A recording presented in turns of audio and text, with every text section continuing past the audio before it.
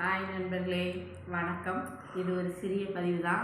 என்ன அப்படின்னா, இப்போ வேலையின் நிமித்தமாக நீங்கள் என்ன பண்ணுறீங்க அப்படின்னா, வெளிநாடு வெளியூரில் போய் சம்பாதிக்கிறீங்க.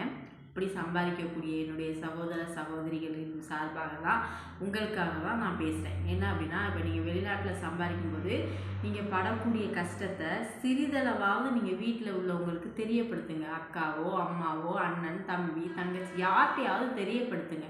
நீங்கள் அதை விட்டுட்டு நீங்கள் அங்கே ஆடம்பரமான கார்கள்லேயும் இப்போ நிறைய பெரிய பங்களாக்கள்லையும் நல்ல வகையான உணவுகளை சாப்பிடுவது மாதிரி ஃபோட்டோ அனுப்புகிறீங்க.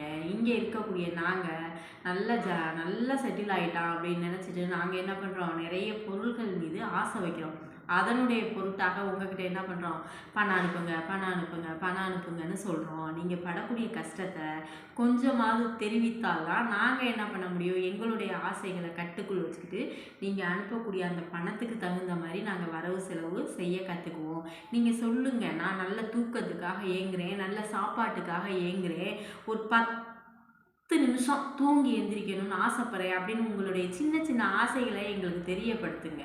அப்போ தான் நீங்கள் கஷ்டப்படுறதுடைய உள்நோக்கம் எங்களுக்கு புரியும். எங்களுக்காக உங்களுடைய சந்தோஷம் எல்லாத்தையும் விட்டுட்டு தியாகம் செஞ்சுட்டு தான் நீங்கள் போய் கஷ்டப்படுறீங்க.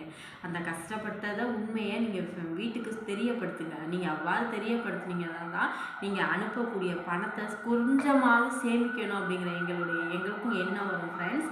தப்பாக சொல்லலை, தவறாக இருந்தால் மன்னிச்சிடுங்க. உண்மையை தான் சொன்னேன். ஓகே ஃப்ரெண்ட்ஸ், நல்ல பதிவில் மீண்டும் சந்திப்போம். பாய், நன்றி, வணக்கம்.